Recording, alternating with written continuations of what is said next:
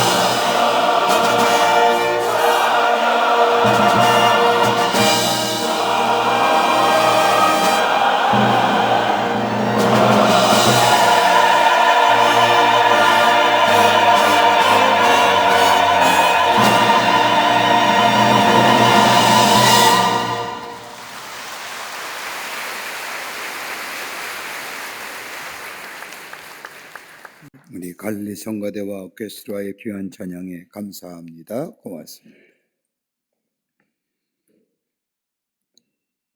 수년 전 리더스 다이제스트라고 하는 잡지에 이런 제목의 기사가 났습니다. 운 좋은 사람이 되려면 행운을 부르는 습관을 가져라. 다분히 세속적인 관심을 불어일으킬 만한 기사의 내용입니다만은 이렇게 한번 해석할 수가 있을 겁니다. 복의 사람이 되려면 복을 부르는 습관이 무엇이냐? 우리 다 복된 사람 되길 원합니다. 하나님 주신 축복을 누리길 원하잖아요. 그러면 어떻게 우리 안에 복을 부르는 습관의 사람이 될 수 있을까? 이 저자는 이 글에서 짧게 세 가지를 얘기합니다. 하나는 열려진 마음의 소유자가 되라는 겁니다. 자기의 집착과 아집을 버리고 새로운 가치관과 인생관, 세계관을 받아들이라는 겁니다. 내가 지금까지 살아온 것, 내가 생각하는 것 외에 더 넓은 세계와 보다 높은 것이 있다는 것을 믿고 수용할 수 있는 마음이 있어야만이 복을 받는 복의 습관의 사람이 될 수 있다는 겁니다. 두 번째는 자족함을 누리라는 겁니다. 끝도 없는 욕망에 사로잡히지 말고 형편이 조금 나아지면 그것을 행복으로 알라는 겁니다. 성경 말씀의 표현대로 한다면 자족하는 마음, 만족할 수 있는 마음을 이야기합니다. 여러분, 가끔 경기장에서 운동하는, 경기하는 선수들의 모습을 봅니다. 선의의 경쟁을 하지만 언제나 승자에게는 금메달과 더불어 영광이 있습니다. 근데 여러분, 메달을 탄 사람 가운데 가장 행복한 사람이 누구일까요? 물론 금메달 딴 사람이라 생각할지 모르겠지만 실상 그렇지 않다는 겁니다. 통계에 의하면 어떤 사람이 가장 행복하냐? 동메달 딴 사람이라는 겁니다. 왜냐하면 실력으로는 메달권에 진입할 수 없었는데 어떻게 해서 동메달을 먹여버렸더니 이게 어디냐라고 하면서 행복하게 생각한다는 겁니다. 그 다음에 제일 불행한 사람이 누구냐? 은메달을 딴 사람입니다.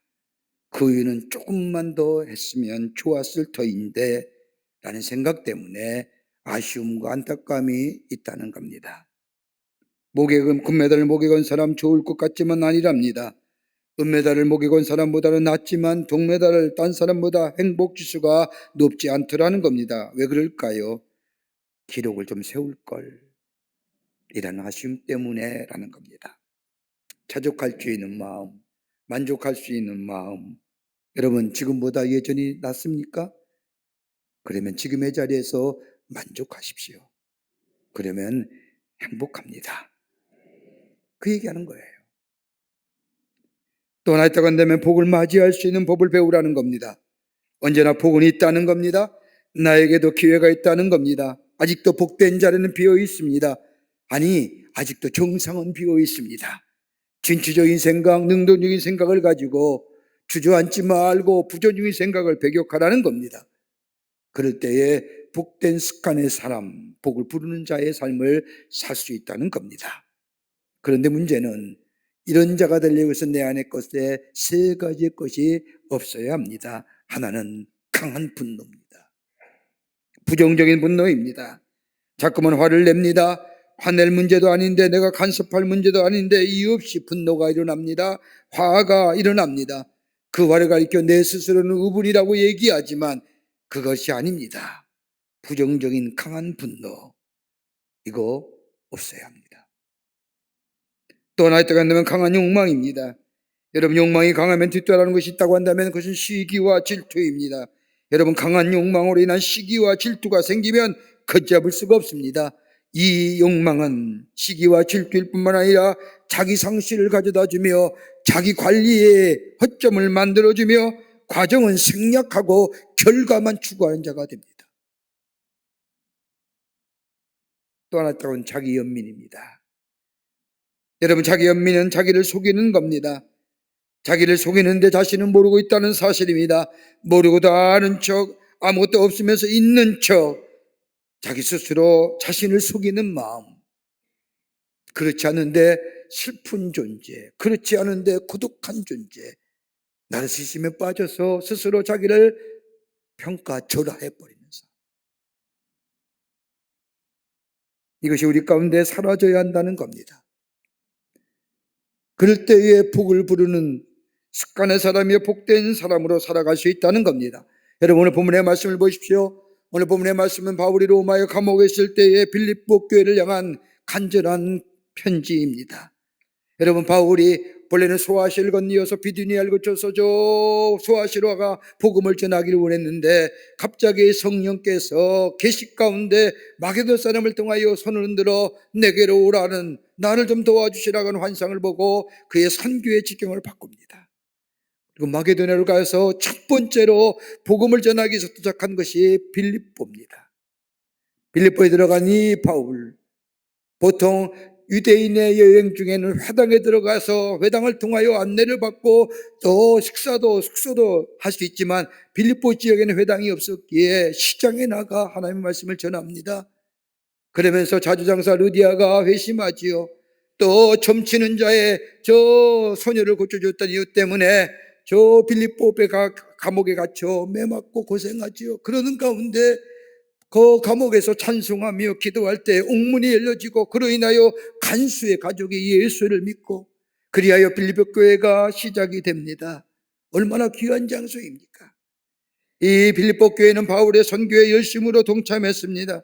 그러게 바울은 빌립보 교회를 생각할 때마다 오늘 1장 3절과 5절의 말씀을 보면 내가 너희를 생각할 때마다 나의 하나님께 감사하며 간구할 때마다 너의 머리를 위하여 기쁨으로 항상 간구함은 너희가 첫날부터 이제까지 복음을 위한 일에 참여하고 있기 때문이라고 빌립보 교회를 향하여 칭찬합니다. 빌립보 교회를 생각할 때마다 감사가 있고 기쁨이 있고 더 나아가 복음에 동참한 것을 생각할 때마다 늘 내 마음에 흐뭇하다고 얘기합니다. 이랬던 빌립보 교회, 그런데 오늘 바울은 이 빌립보 교회에 편지하면서 여기에 이렇게 얘기합니다. 구원을 이루라. 구원 지향적 공동체를 이루어가라는 겁니다. 개인적으로 그 지향적인 가치관의 사람이 되라는 겁니다. 여러분, 우리가 다 구원받은 사람인데 도대체 무슨 구원을 이루라는 것이냐며 반문하는 분도 계실지 모르지만은 여러분, 그리스도의 삶은 매일매일 구원을 경험할 뿐만 아니라 구원 지향적인 삶입니다. 구원받았지만 구원의 완성을 향하여 나아가는 존재가 바로 그리스도인들입니다. 신학적으로 말하면 우리가 하나님의 은혜로 예수를 우리의 삶의 주인으로 받아들일 때에 우리는 칭의함을 받았습니다. 의롭다 여김을 받았습니다. 이것으로 끝나는 것이 아니라 칭의함을 받았으며 예수 안에서 성령의 도우심을 통하여 하나님의 말씀과 기도의 삶이 내 안에 충만하게 될 때에 나의 삶이 성화의 삶으로 다가갑니다. 그리고 하나님 나라에 갔을 때에 우리는 구원의 완성인 영화의 자리에 들어갑니다. 이게 그리스도의 삶입니다. 여러분, 우리 영은 하나님의 소원이 무엇일까요?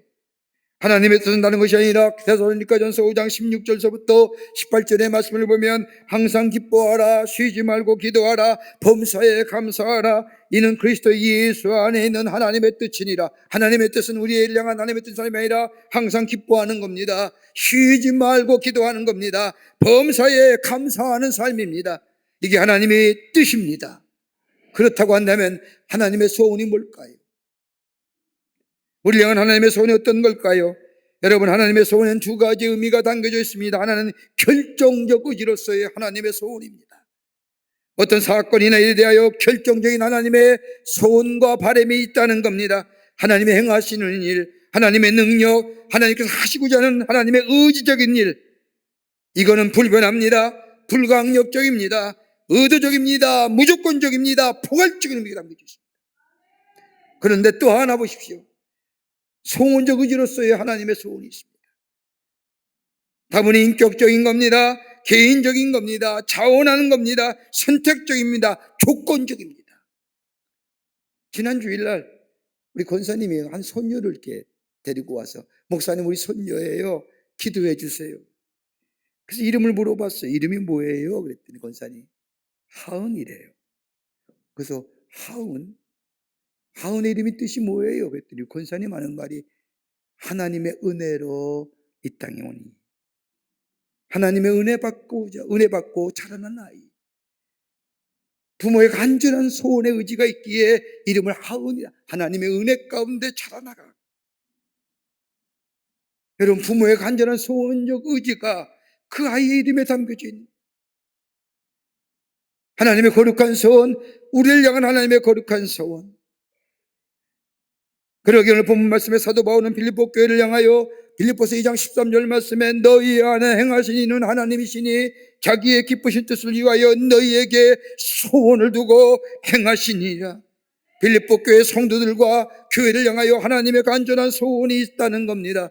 여러분, 그리스도를 정의할 때에 많은 말로 정의할 수 있습니다. 예수에 속한 사람, 하나님 나라의 백성, 하나님 나라의 권세를 가진 자. 그러나 많은 말로 그리스도를 정의할 수 있겠지만 가장 원초적인 정의는 구원받은 자, 구원받은 자. 하나님의 은혜로 구원받은 사람, 그리스도인입니다. 그러기에 구원은 어제도 받았다면 오늘도 받아야 할 것이고 내일도 받아야 할 것이고 매일매일 구원을 경험하는 삶, 여기에 구원적 지향, 구원지향적 가치관을 가진 인생. 여러분, 구원받을 때에 우리의 심령이 새로워지며 우리의 자세와 태도가 달라지며 새로운 삶을 경험하는 사람. 여러분, 가만 보십시오. 교회 처음 오신 분들 보면 예배 보는 자세 보면 압니다. 처음 참석한 예배의 시간, 여러분 참 지루하지요. 뭘 알아야 조금 이해가 되고 예배에 참여할 텐데 생전 처음 와서 찬송하며 말씀을 들으며 기도하며 전혀 낯설으니 지루하기 짝이 없습니다. 그런데 그런 자가 구원을 경험하면, 예수의 놀라운 은혜를 경험하고 나면 여러분 예배의 자세가 달라집니다. 그리고 깊은 성화의 자리에 들어가면 예배를 사모하는 자가 되는 겁니다.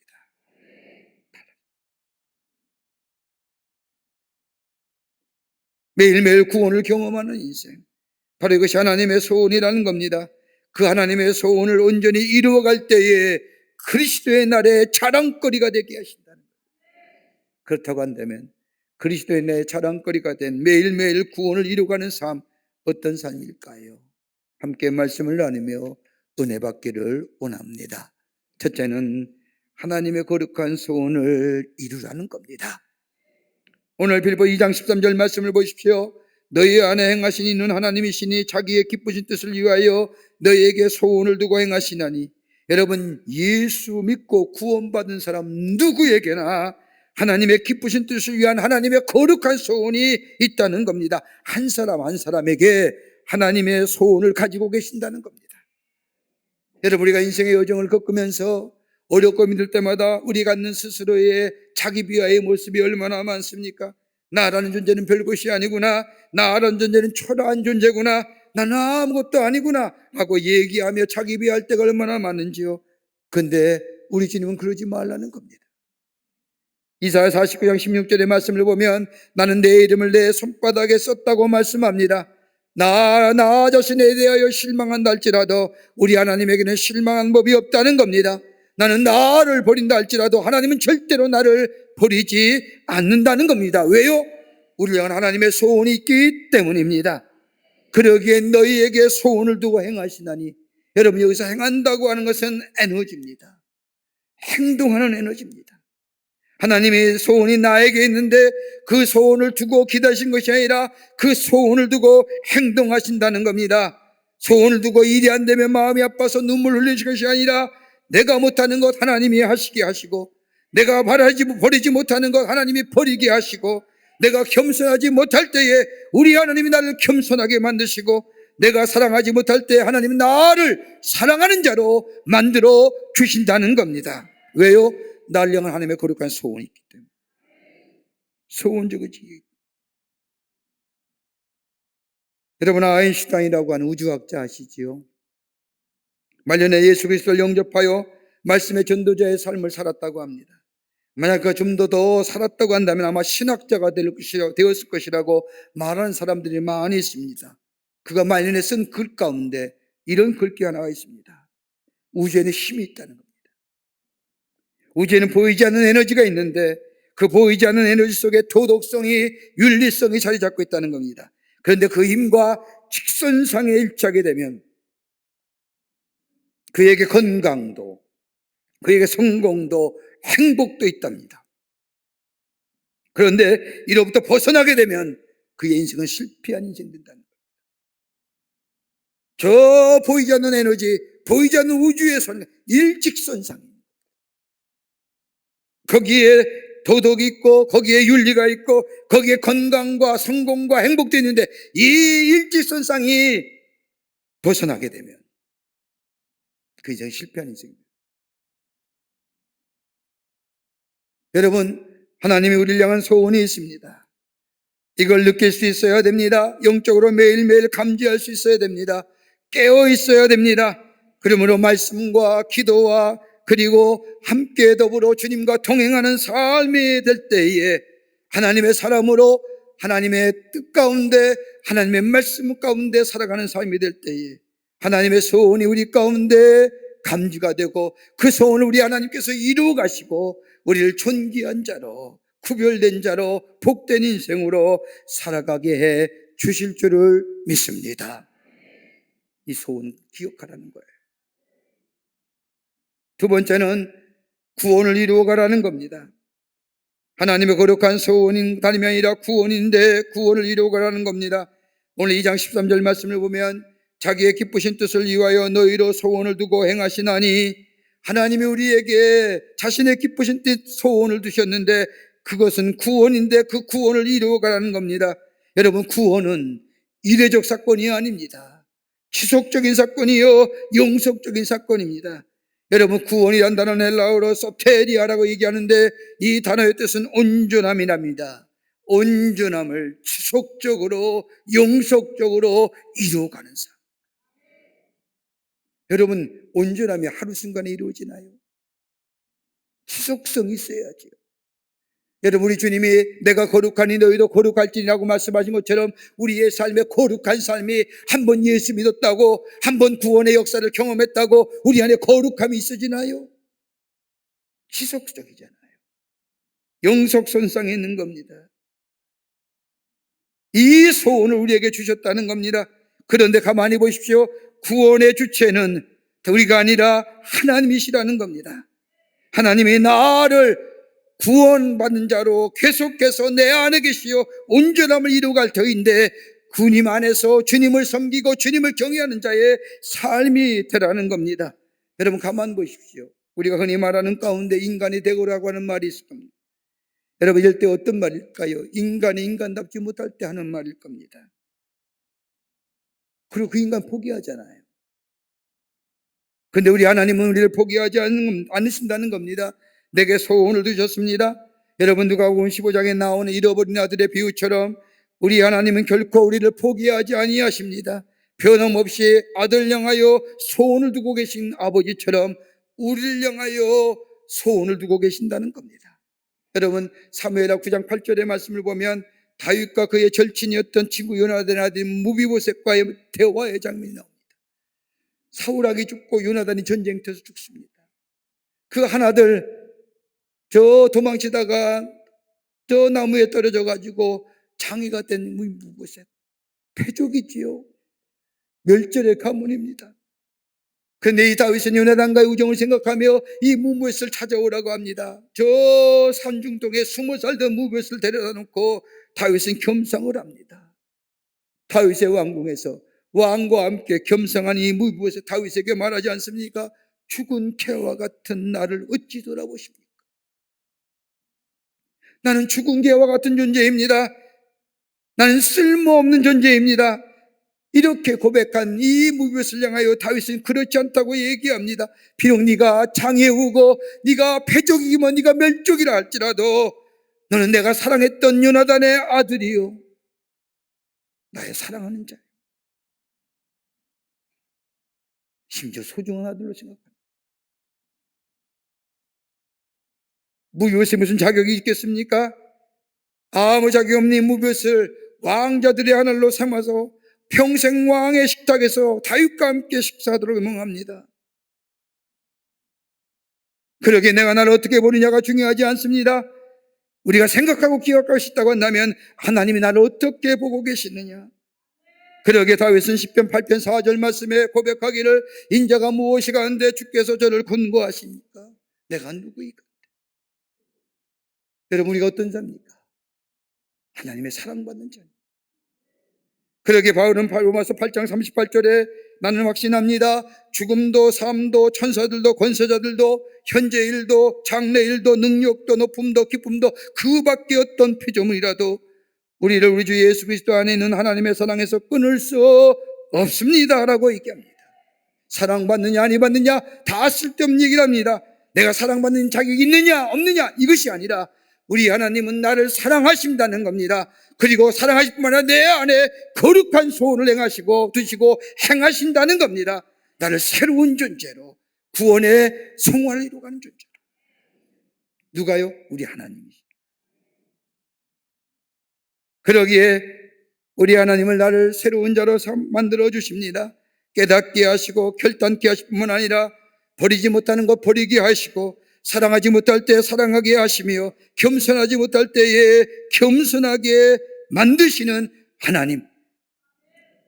그러기에 믿음도 진실도 겸손함도 주체는 내가 아니라 내 의의가 내 공로가 아니라 우리 하나님이 되신다는 겁니다.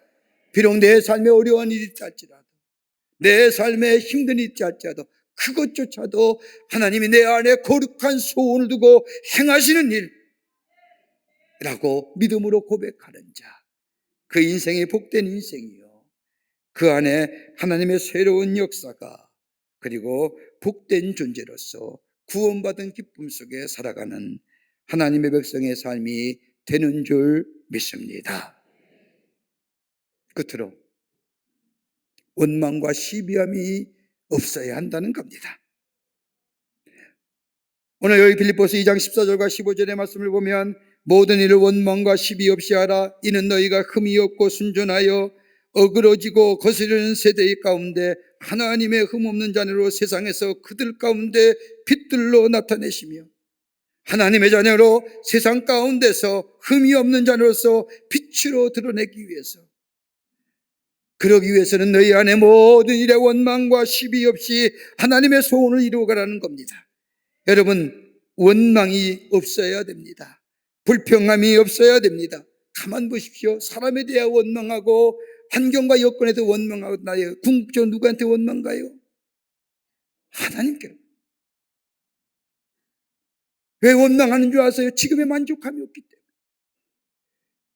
여러분, 출애굽기의 말씀을 가만히 보십시오. 이스라엘 백성이 출애굽하여 저 하나님의 약속인 땅인 가나안 땅의 일직선상으로 가면 열흘 길입니다. 근데 하나님은 40년을 들게 하십니다. 왜 그랬을까요? 다름이 아니라 하나님의 백성으로서 하나님을 잊어버린 삶, 저 신앙의 모습을 잃어버린 이 이스라엘 백성들, 노예 근성으로 꽉 사로잡혀 사는 자유를 잃어버린 저들의 심령, 저들의 마음, 육체의 환경은 자유로웠지만 여전히 마음은 저 노예 근성에 사로잡힌 저 이스라엘 백성. 하나님은 저들을 40년의 광야를 돌리면서 하나님이 어떤 하나님이고 저들의 정체성을 찾게 하시고 저들의 삶이 어떤 삶인가를 보여주시고 경험케 하시고. 그런데 이스라엘 백성 가만히 보세요. 40년의 광야 생활에 저들이 가장 많이 한 게 뭐예요? 원망이에요. 모세를 원망하고 하나님을 원망. 그러게 바울은 뭐라고 해요? 저들이 광야에서 출애굽의 1세대가 죽은 이유는 아니라 원망의 죄, 마음의 죄가 입술의 죄로 나옵니다.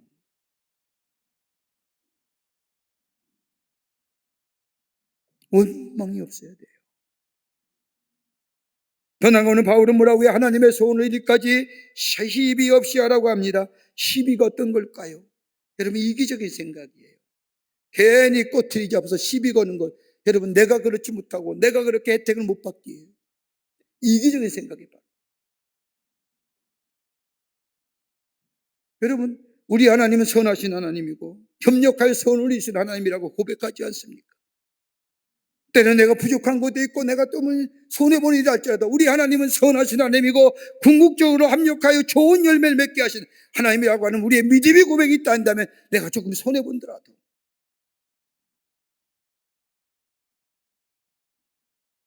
여러분, 예수님이 십자가를 지신 즈음에 제들 사이에 시비가 벌어졌습니다. 예수님이 예루살렘에 올라가면 누가 예수님의 좌편에 내가 누가 우편에 앉느냐, 제들 사이에 시비가 벌어졌습니다. 여러분, 시비의 중심은 뭐예요? 나를 먼저 생각하는 마음이에요. 그럴 때 예수님이 제자들에게 묻지 않습니까? 나의 마시려는 잔을 너희가 마실 수 있느냐라고 묻을 때에 이러한 묻음에 야고보는 그 잔이 죽음의 잔인 줄 모르고 네 마시겠습니다라고 고백합니다. 어떻게 돼요? 처음으로 죽어요. 처음으로 순교자가 돼요.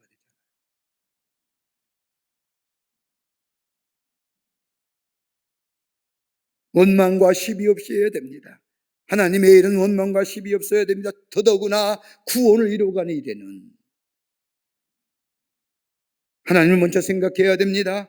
나를 새롭게 하시고 나를 새로운 존재로 삼으시고 내게 사명을 주시고 나로 하여금 하나님의 소원을 주시고 그 뜻을 이루어가고 나로 하여금 어두운 세상에 구별된 사람으로 저 주님 앞에 자랑스러운 사람, 빛이 되게 하시어 빛나게 하기 위해 하나님의 거룩한 소원을 생각하며 살아가는 인생, 구원받은 자의 모습이요, 구원 지향적인 가치관을 가진 삶의 모습이요, 매일매일 하나님과의 일직성상에 있는 삶이요.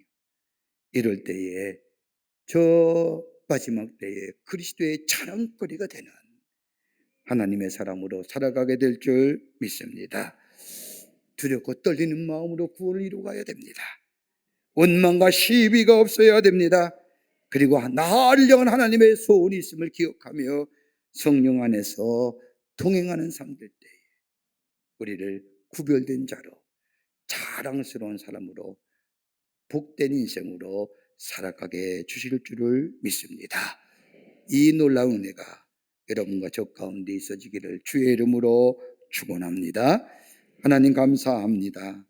주께 저희를 사랑해 주셔서 하나님의 자녀 삼으심에 감사합니다. 구원의 감격 속에 살게 하신 하나님, 매일매일 우리의 삶 속에 구원을 이루어가게 하여 주시며 성화의 과정을 통하여 주님 앞에 섰을 때에 자랑할 수 있는 영화로운 하나님의 백성의 삶으로 살아가도록 인도하여 주시옵소서. 성령이 우리와 늘 함께해 주실 줄 믿으며 예수님의 이름으로 기도하옵나이다. 아멘.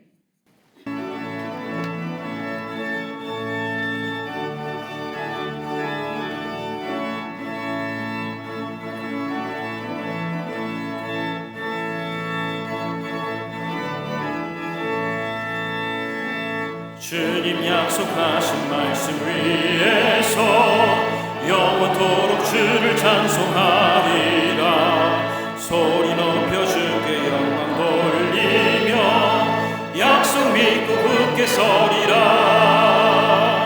굳게 서리 영원하신 말씀 위에 굳게 서리 굳게 서리 그 말씀 위에 굳게 서리라.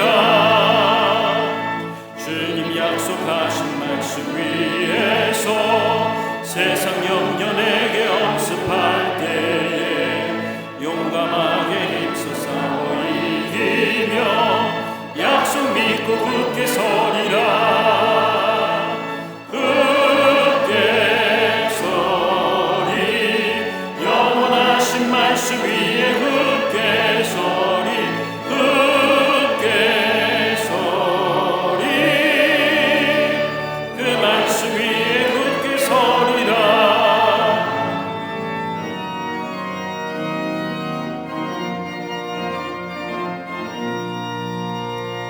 주님 약속하신 말씀 위에서 영원하신 주의 사랑 힘입고 성령으로 힘써 싸워 이기며 약속 믿고 굳게 서리라. 굳게 서리 영원하신 말씀 위에 굳게 서리 굳게 서리 그 말씀 위에 굳게 서리라. 주님 약속하신 말씀 위에서 성령 인도하는 대로 행하며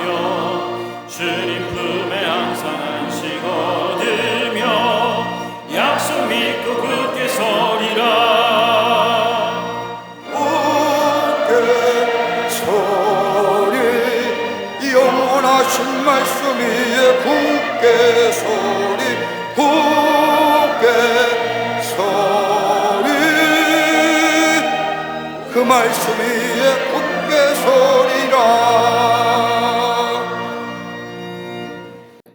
지금은 우리 주 예수 그리스도의 크신 은혜와 하나님 아버지의 한량없으신 사랑하심과 우리 안에 내재하시며 역사하시며 인도하시는 성령님의 놀라운 능력의 역사가 거룩한 주의 날 주의 전에 올라와 마음과 정성을 모아 하나님 앞에 예배하며 주신 말씀 마음에 새겨 그리스도의 자랑되는 하나님의 사람으로 살기로 결단하고 저 세상을 향하여 걸음 옮기는 우리 모든 광림의 권속들과 영상을 통하여 예배에 참여한 모든 이들 위해 주께서 지금으로부터 영원토록 함께 하시기를 간절히 축원하옵나이다. 아멘. 좋으신